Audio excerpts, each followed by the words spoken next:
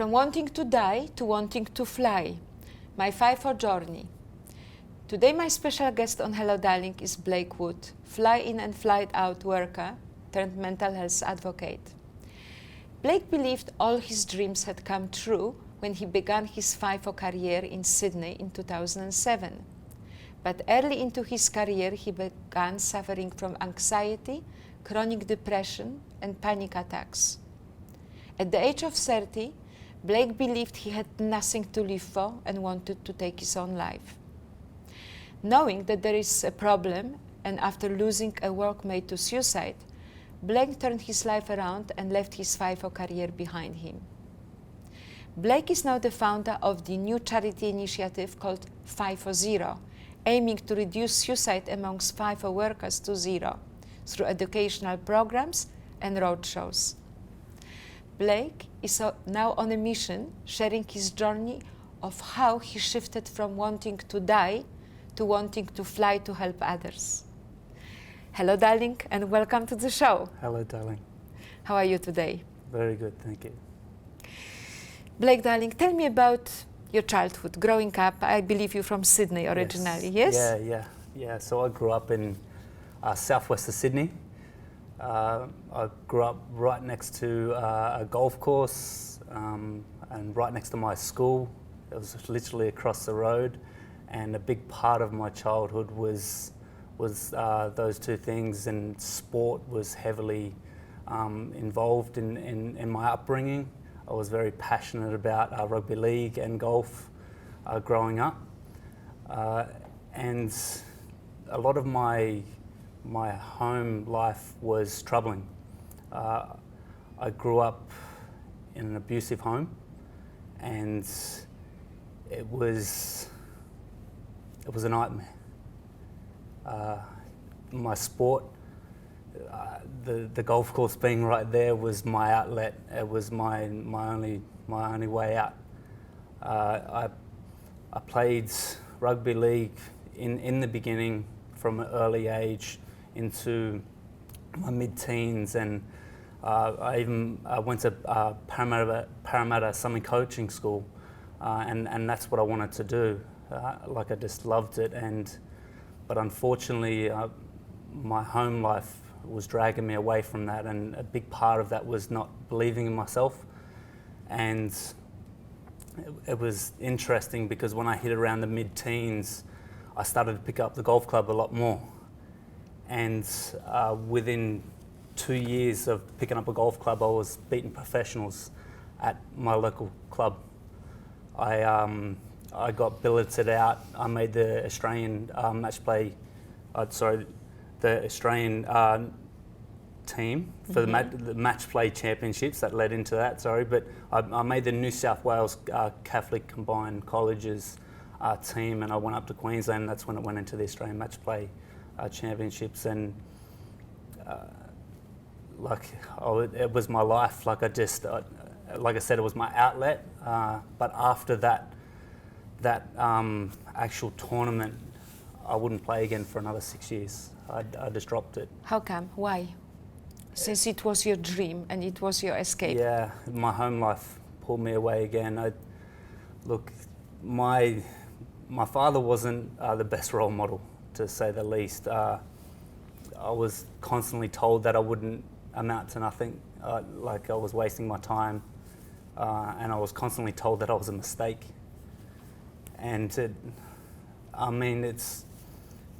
obviously looking back on it, I know how impactful that is, and the lack of self-worth, and how we don't believe in ourselves to go after our dreams, how impactful that is, our home life. And so, like I said, I just give it all up, and I became, I was reflecting that negative, angry behaviour. I had that attitude, well, stuff it, maybe I'm not going to make it, and I carried that for a lot of years. What came after? You became FIFO straight away? I went into a few labouring careers. Yes. So I dropped out of school in year 10. I got my year 10 certificate. I dropped out of school. I never liked it. Like I said, the sport was my outlet. And I went into some labouring jobs. I worked with a concreting company, and then I moved into a high voltage earthing company, and then I worked as a service technician. Mm-hmm. And as I went along, I kind of realised that I needed to constantly upskill myself as well, because I knew that, you know, by doing that I could get better jobs. And it was interesting, like the job that I had at the time I didn't need a truck license, but I went out and got it anyway. And so after a year, I then upgraded the truck license again to an MC. I didn't need it again, but I knew by upskilling myself, I was opening the doors.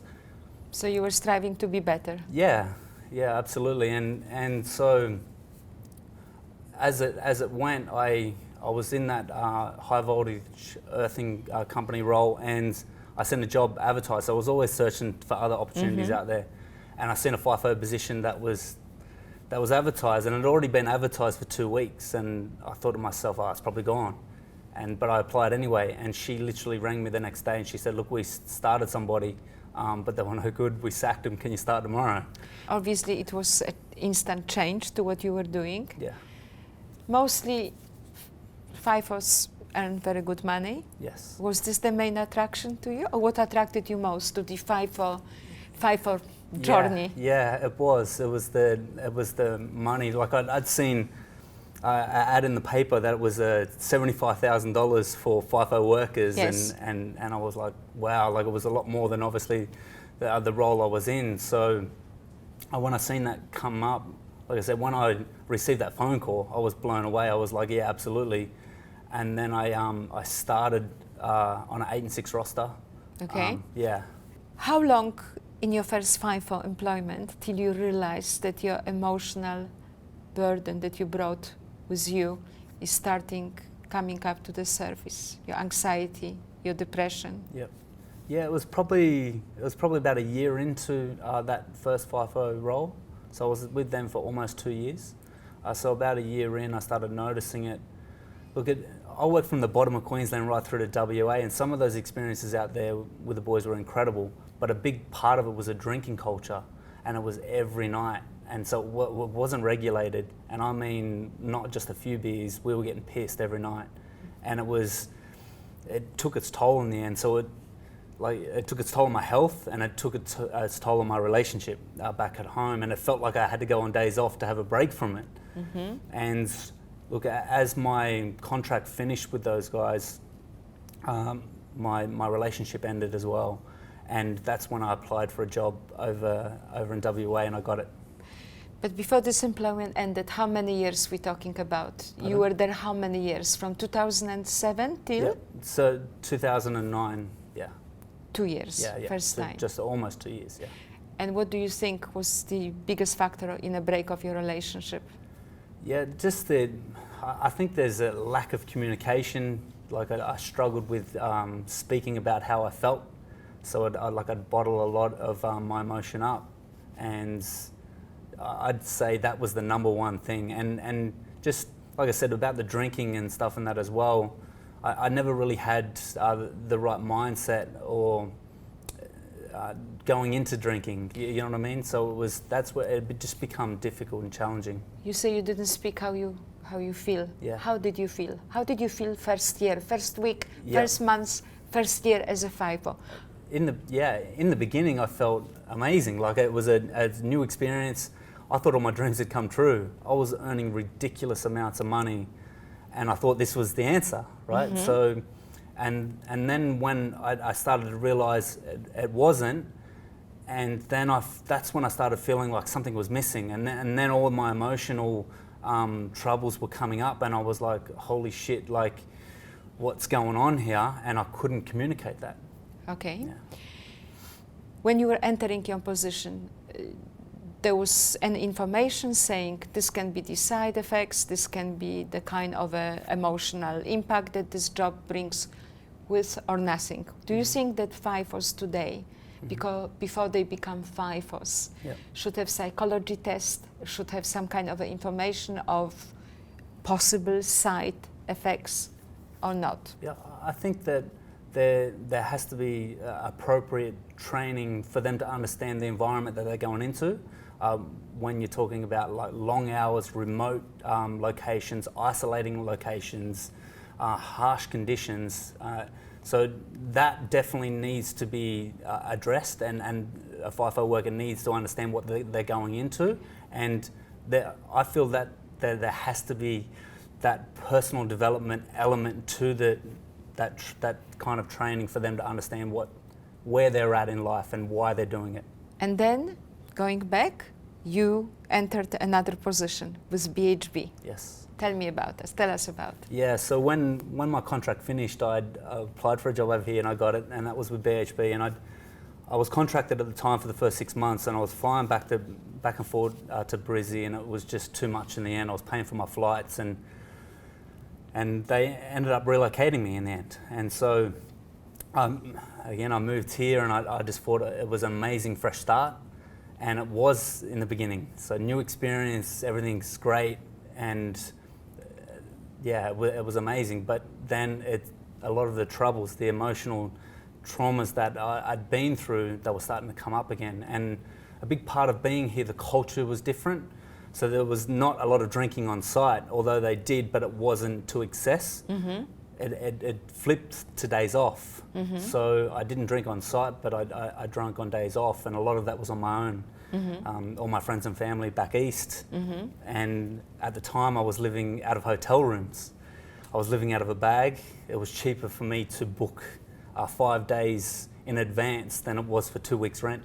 Okay. And so that's what I just did. I just travelled around, and when I look back on it, I didn't have a home. I didn't really have a purpose. And then what happened? Before that, I was struggling with myself, mm-hmm. my own emotional well-being, and it was getting worse and worse. And that's when I found EP7, and I found a way and tools for me to understand how I was feeling and mm-hmm. why I was feeling that way. Yeah. And it transformed my life. Mm-hmm. And it started for me to be able to engage differently on site, mm-hmm. and this really excited me because I'd never been taught this kind of thing before. I'd never been able to self-reflect before, so this was a big game changer for me. And again, it excited me, and that led me into being an Are You OK ambassador. I connected to a lady here in Perth, and I was doing a public speaking course with her. She was an ambassador, and she put my name forward to be an Are You OK ambassador, and that's how that journey started with them. And so I started doing a lot of site work with BHB, and they offered to travel with the BHB Wellness Roadshows in 2016. Before you ask for help, how did you feel that you decided looking for direction to change something, to shift? What was the worst day? Tell us the worst day of your life. Yeah, so it was like when I met with George and EP7, like I said, I started to have that insight to what was going on. A big part of my emotional pain, like I said, I was drinking heavily on days off, and I was starting to have these thoughts, and it happened into an apartment when I was in Perth on my days off, and I started breaking down. I'd been out the night before drinking heavily, and I was breaking down in the shower, and I didn't know what was going on, and I had these thoughts. I was just telling myself to jump. To jump the balcony. Yeah. May I ask you, did you take any drugs? No. Was it just just alcohol? Just alcohol, yeah. And your mental state? Yes. And then you sought help, and then you did the development course, and then things changed. Yeah, it was a massive game changer. I travelled with the Are You OK and the BHB Wellness Roadshows. Sharing my story was incredible from site to site on these mining sites. And my fellow workers coming up to me and going, "Mate, was that hard for you to share?" And I'm like, yeah, look, it was in the beginning. It was one guy in particular a while back, and he was like, "Mate, I'm going through the same thing." He goes, "I just lost my brother to suicide." He goes, "I just split up with my missus and I'm in Newman on my own." And I said, "Mate, this is, why I'm doing this. It's this interaction and how important it is for us to speak about this kind of thing." And as profound as that experience was, 2 weeks before the road shows, our mate took his own life out of our crew. And as you can imagine, it sent a ripple effect through our community. And after the road shows, I never went back to site. And I've been on a mission ever since.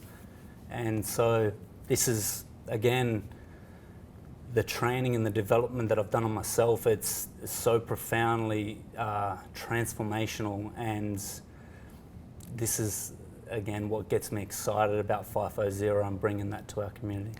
Blake, you obviously traveled into your FIFO journey with a baggage, with emotional baggage from the past. Do you think if your childhood was different, if you didn't have this heavy memories and damage, and you would arrive as a happy, positive, free of memories man, would you have as side effects from the FIFO surroundings as you had? It's an interesting one. Look, the FIFO industry definitely made me aware of how much I needed to change. Mm-hmm. And also,